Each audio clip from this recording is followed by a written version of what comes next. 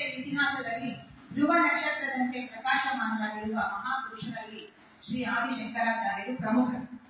ಭಾರತದಲ್ಲಿ ಮಾತ್ರವಲ್ಲದೆ ಜಗತ್ತಿನ ತತ್ವಶಾಸ್ತ್ರದ ಇತಿಹಾಸದಲ್ಲಿ ಎಂದೆಂದಿಗೂ ಶಾಶ್ವತವಾಗಿ ಉಳಿಯುವ ಹೆಸರು ಶ್ರೀ ಶಂಕರಾಚಾರ್ಯರು. ಅವರು ಅವತರಿಸುವ ಕಾಲದಲ್ಲಿ ಭಾರತದಲ್ಲಿ ಧಾರ್ಮಿಕ ಶೋಭೆ ಉಂಟಾಗುತ್ತೆ. ಸನಾತನ ಧರ್ಮ ಮತ್ತು ರಾಷ್ಟ್ರೀಯ ಏಕತೆಗೆ ಭಾರಿ ಅಪಾಯ ಒದಗಿ ಬಂದಿದೆ.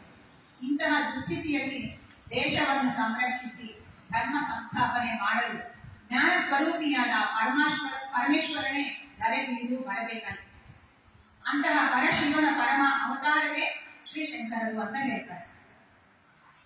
ಇವರ ಜನ್ಮಸ್ಥಾನ, ಶ್ರೀ ಶಂಕರಾಚಾರ್ಯರ ಜನ್ಮಸ್ಥಾನ ಬಂದು ಕಾಲಟಿ ಅಂತ ಕೂಡ ಕರೀತಾರೆ.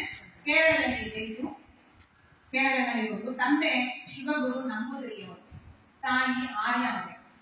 ಇವರದು ಸಂಪ್ರದಾಯಸ್ಥ ನಂಬೂದರಿ ಬ್ರಾಹ್ಮಣ ಕುಟುಂಬ. ಇವರಿಬ್ಬರು ತಂದೆ ತಾಯಿ ಇಬ್ಬರು ಕೂಡ ಮಹಾ ವಿದ್ವಾಂಸರು, ಹಾಗೆ ಪರಮ ದೈವ ಭಕ್ತರು ಕೂಡ. ಆದರೆ ಇವರಿಗೆ ಒಂದು ಚಿಂತೆ ಏನು ಅಂದ್ರೆ ಮಕ್ಕಳಿಲ್ಲ ಅಂತ ಒಂದು ಚಿಂತೆ ಇರುತ್ತೆ. ಆವಾಗ ಅವರು ಅದಕ್ಕೆ ಯೋಚನೆ ಮಾಡ್ತಾ ಇರ್ತಾರೆ, ಮಕ್ಕಳು ಇಲ್ವೇ ಅಂತ ಯೋಚನೆ ಮಾಡ್ತಾ ಇರ್ತಾರೆ.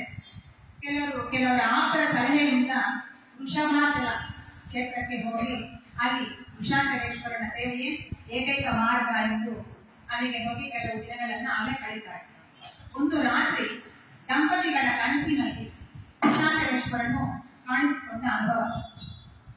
ಕನಸಿನಲ್ಲಿ ಭಗವಂತ ಪ್ರಶ್ನಿಸ್ತಾನಂತೆ, ನಿಮ್ಮ ಭಕ್ತಿಗೆ ಮೆಚ್ಚಿದ್ದೇನೆ, ನಿಮ್ಮ ಆಸೆಯನ್ನು ನಾನು ಈಡೇರಿಸುತ್ತೇನೆ, ಆದರೆ ಒಂದು ಪ್ರಶ್ನೆ ನಾನು ಕೇಳ್ತಾ ಇದ್ದೀನಿ, ಇದಕ್ಕೆ ನೀವು ಸಮಾಧಾನ ಕೊಡಿ ಅಂತ ಕೇಳ್ತಾರೆ. ಏನ್ ಪ್ರಶ್ನೆ ಅಂದ್ರೆ ನಿಜವಾಗ್ಲೂ ಒಂಥರ ನಮಗೂ ಮೈ ರೋಮಾಂಚನ ಆಗುತ್ತೆ. ಇಂಥ ವಿಷಯಗಳು ಗೊತ್ತಾಗ್ತವೆ. ನಿಮಗೆ ದೀರ್ಘಾಯುಷ್ಯವುಳ್ಳ ಗಡ್ಡ ಮಕ್ಕಳು ಬೇಕು ಅಥವಾ ಅಲ್ಪಾಯುಷ್ಯವುಳ್ಳ ಲೋಕ ದುರ್ವೆನಿಸುವ ಸರ್ವಜ್ಞನಾದ ಒಬ್ಬ ಮಗ ಸಾಕು ಅಂತ ಹೇಳ್ತಾರೆ.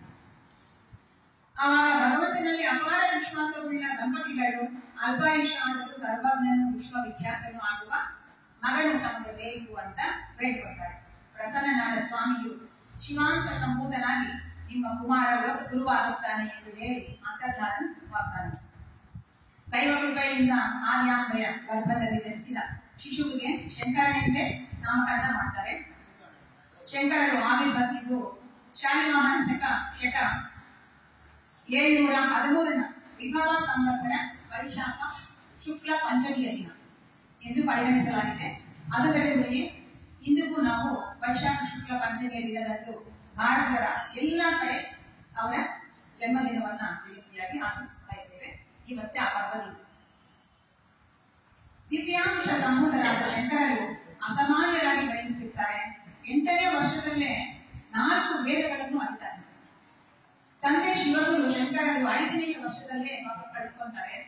ಈ ಶಂಕರರು 5ನೇ ವರ್ಷವಿದ್ದಾಗಲೇ ಅವ್ರ ತಂದೆ ಹುಟ್ಟಿರ್ತಾರೆ. ತಾಯಿಯೇ ಇವರ ಪೋಷಣೆ ಎಲ್ಲ ಮಾಡ್ತಾ ಇದ್ದಾರೆ. ಇಲ್ಲಿ ನಾವು ಗಮನಿಸಬೇಕಾಗಿರೋದು ತಾಯಿಯ ಸ್ಥಾನ ಎಷ್ಟು ಉಚ್ಚ ಸ್ಥಾನ ಕೊಟ್ಟಿದ್ದಾರೆ ಅನ್ನೋದು ನಾವು ಗಮನಿಸಬೇಕು.